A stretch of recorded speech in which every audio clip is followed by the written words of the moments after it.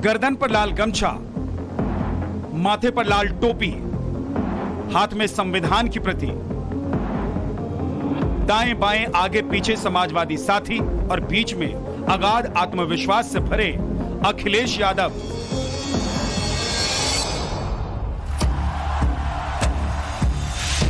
वो अखिलेश यादव जिन्होंने चुनावी रणनीति में नई लकीर खींचकर बड़ा संदेश दिया है। नई संसद के चौखट पर वो मल्लिकार्जुन खड़गे से मिले, सोनिया गांधी से मिले और नए नवेले सांसदों के साथ शपथ लेने के लिए आगे बढ़े।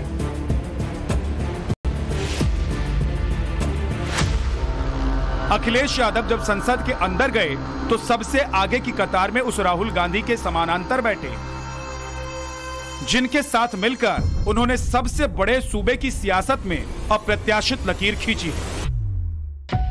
लखनऊ से दिल्ली शिफ्ट हुए अखिलेश जब ब्रेक के बाद एक बार फिर से सक्रिय दिख रहे हैं, तब राजनीति पर नजर रखने वाले ये जानना चाहते हैं कि राहुल गांधी अगर नेता प्रतिपक्ष बनेंगे तो अखिलेश क्या करेंगे? राहुल के पीछे चलेंगे या अखिलेश खुद अपनी लकीर खींचेंगे? क्या इंडी गठबंधन बरकरार रहेगा या फिर दरार आ जाएगी?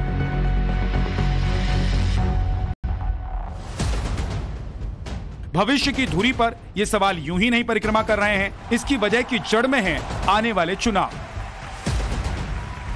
जिसमें अखिलेश के सामने न सिर्फ जीत को बरकरार रखने की चुनौती होगी, बल्कि गठबंधन को भी कायम रखने का चैलेंज होगा। विधानसभा का उपचुनाव होना है, फिर 3 राज्यों में चुनाव होंगे। राहुल और अखिलेश की जोड़ी की अग्नि परीक्षा चंद हफ्ते बाद ही शुरू होने वाली है। दरअसल पहले उत्तर प्रदेश में 10 सीटों पर उपचुनाव होने हैं, उसके बाद 3 राज्यों में विधानसभा का चुनाव होगा। कांग्रेस और समाजवादी पार्टी दोनों अपना अपना विस्तार चाहती हैं। दोनों की नजर एक दूसरे के गढ़ पर है। उत्तर प्रदेश में जिन 10 सीटों पर चुनाव होने हैं, उनमें से 5 सीटों पर समाजवादी पार्टी के विधायक थे। 1 सीट पर कभी सहयोगी रहे आरएलडी के विधायक थे। 3 बीजेपी के कब्जे में थी और 1 निषाद पार्टी के। सूत्रों के मुताबिक ये दावा किया जा रहा है कि 7 चुनाव लड़ने पर कांग्रेस 3 सीट मांग सकती है। गाजियाबाद के अलावा पश्चिमी यूपी की 2 और सीटों पर कांग्रेस दावा कर सकती है। हालांकि अब तक इसको लेकर कोई फैसला नहीं हुआ है। ये राष्ट्रीय नेतृत्व का मुद्दा है। अभी आदरणीय अध्यक्ष जी से इस संबंध में कोई चर्चा नहीं हुई। जो तय करेंगे दोनों आदरणीय अध्यक्ष जी तय करेंगे।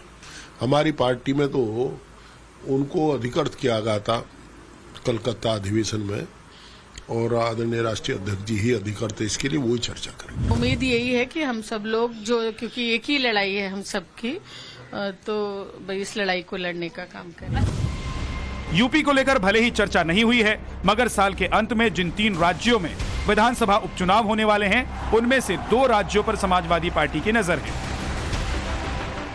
बताया जा रहा है कि समाजवादी पार्टी महाराष्ट्र और हरियाणा में विधानसभा चुनाव लड़ना चाहती है। वो चाहती है कि इंडी गठबंधन के तहत महाराष्ट्र और हरियाणा में भी उसे सीट मिले। सपा का कहना है कि यदि कुछ सीट यूपी में कांग्रेस को दी गई हैं, तो उन्हें भी महाराष्ट्र और हरियाणा में सीटें मिलनी चाहिए।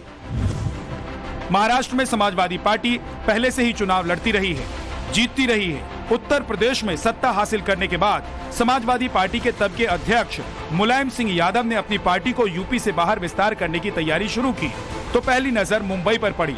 बाबरी कांड की वजह से देश भर के अल्पसंख्यक कांग्रेस से बेहद नाराज हुए। विकल्प के तौर पर मुसलमानों ने समाजवादी पार्टी को चुना। बाबरी कांड के बाद मुंबई महानगर पालिका चुनाव में समाजवादी पार्टी के 20 से अधिक नगर सेवक चुने गए। 1995 में पहले चुनाव में समाजवादी पार्टी के 3 सदस्य चुने गए। इसके बाद अबू आजमी की अगुवाई में समाजवादी पार्टी महाराष्ट्र में पसरती चली गई, लेकिन लोकसभा चुनाव में राष्ट्रीय स्तर पर गठबंधन के बावजूद समाजवादी पार्टी को महाराष्ट्र में हिस्सेदारी नहीं मिली थी। मगर अब जब यूपी में जबरदस्त जीत हासिल हुई है अखिलेश की पार्टी को, तो वो महाराष्ट्र में सीटें ढूंढ रहे हैं। अब कांग्रेस या कहिए कि महाराष्ट्र में राहुल, उद्धव और शरद पवार मिलकर अखिलेश को कितनी सीटें देंगे, ये बाद में पता चलेगा। लेकिन उत्तर प्रदेश के अलावा मध्य प्रदेश, उत्तराखंड, छत्तीसगढ़, राजस्थान और बिहार में चुनाव लड़ने वाली समाजवादी पार्टी इस बार हरियाणा में भी विस्तार करना चाहती है। अखिलेश यादव की पार्टी जब जाट लैंड में जमीन तलाशने के संकेत दे रही है, तब कांग्रेस के नेता इसे सिरे से खारिज कर रहे हैं। ये जो समाजवादी पार्टी के साथ, आम आदमी पार्टी के साथ और दूसरी पार्टी उनके साथ। राष्ट्रीय स्तर पे हमारा गठबंधन था, प्रदेश स्तर पे कोई गठबंधन नहीं है किसी। हरियाणा कांग्रेस के बड़े नेता अपनी चौहद्दी में समाजवादी साइकिल की एंट्री को नकार रहे हैं। ऐसे में सवाल है कि गठबंधन का क्या होगा। इससे पहले जब एमपी, राजस्थान, छत्तीसगढ़ में चुनाव हुआ था, तब वहां के कांग्रेस नेता कमलनाथ ने अखिलेश की दावेदारी को खारिज कर दिया था। लेकिन जब लोकसभा चुनाव हुआ तो यूपी में समाजवादी पार्टी ने कांग्रेस को सम्मानजनक सीटें दी थी। अखिलेश ने मोदी विरोधी गठबंधन को विस्तार दिया। उसके बाद राहुल गांधी ने भी ये दावा किया था कि ये जोड़ी कायम रहेगी। अब हरियाणा में पेंच फंसता दिख रहा है। हालांकि इस पेंच को सुलझाने के लिए राहुल और अखिलेश में बातचीत होनी शेष है। वैसे यूपी में जबरदस्त जीत के बाद समाजवादी कुनबे का हौसला बुलंद है। हम भी चाहते हैं कि राष्ट्रीय पार्टी बने और जो राष्ट्रीय अध्यक्ष जी हमारे हैं, हम लोगों ने सबने उन्हें अनुरोध किया कि आप चुनाव लड़िए। पहले अनुरोध किया था सभी ने, अब सबने ये अनुरोध किया कि आप दिल्ली संभालिए। जो दिल्ली संभालेंगे तो लखनऊ तो अपने आप संभल जाएगा। जब समाजवादी सांसद राष्ट्रीय राजनीति के केंद्र में अखिलेश को स्थापित करने के लिए पार्टी की राष्ट्रीय पहचान की बात कर रहे थे, कमोबेश उसी वक्त अखिलेश यादव ने सोशल मीडिया पर पार्टी के युवाओं में विस्तार की कुछ यूं ही व्याख्या की। समाजवादी पार्टी की पत्रिका में अखिलेश यादव ने अपने नए नवेले नौजवान सांसदों के बारे में अंग्रेजी में लेख लिखकर बड़ा संदेश दिया। ये पहली बार है जब अखिलेश यादव अंग्रेजी में कुछ यूं संदेश जारी कर रहे हैं अपनों के नाम। इसमें अखिलेश यादव ने साफ सरल शब्दों में स्पष्ट किया है कि उन्होंने इकरा हसन, प्रिया सरोज और पुष्पेंद्र सरोज जैसे युवा नेताओं को क्यों टिकट दिया। अखिलेश ने लिखा है कि इकरा, प्रिया और पुष्पेंद्र ये तीनों युवा हैं। ये आधुनिक समाज की चुनौतियां अच्छी तरह समझते हैं। इनके आने से पार्टी को युवाओं के नए विचार भी मिलेंगे। समाजवादी बुलेटिन में तीनों ही सांसदों से बातचीत और उनके बारे में विस्तार से अंग्रेजी में एक एक स्टोरी लिखी गई है। जिस समाजवादी पार्टी के संस्थापक ताउम्र अंग्रेजी की खिलाफत करते रहे, बाकायदा अंग्रेजी को बैन करने की बात करते रहे, उनके उत्तराधिकारी अगर 3 अंग्रेजीदा नौजवानों के जरिए अगर समाजवादी सियासत को आगे बढ़ा रहे हैं तो संकेत बहुत साफ है। इस चुनाव में हमने बहुत बड़ी जीत ली है। जैसे पीढ़ी का नारा था, संविधान बचाने का नारा था, आरक्षण बचाने का नारा था। ये हमारे लिए वर्क किया इसलिए क्योंकि जो भारतीय जनता पार्टी है वो कई माइनॉरिटी विरोधी पार्टी है, किसान विरोधी पार्टी है, महिला विरोधी पार्टी है। इसीलिए जनता हम पे विश्वास दिखाकर हमको जिताया है और आगे भी संविधान का मुद्दा रहेगा। जान लीजिए कि प्रिया सरोज कौन है। ये वरिष्ठ समाजवादी नेता तूफानी सरोज की बेटी हैं। दिल्ली यूनिवर्सिटी से पढ़ी हैं। फिलहाल सुप्रीम कोर्ट में प्रैक्टिस कर रही हैं। 25 बरस की प्रिया सरोज ही नहीं, 29 बरस की इकरा हसन भी नई नवेली सांसद हैं, जो अखिलेश की साइकिल पकड़कर संसद पहुंची हैं। इकरा का परिवार 40 सालों से सियासत में है।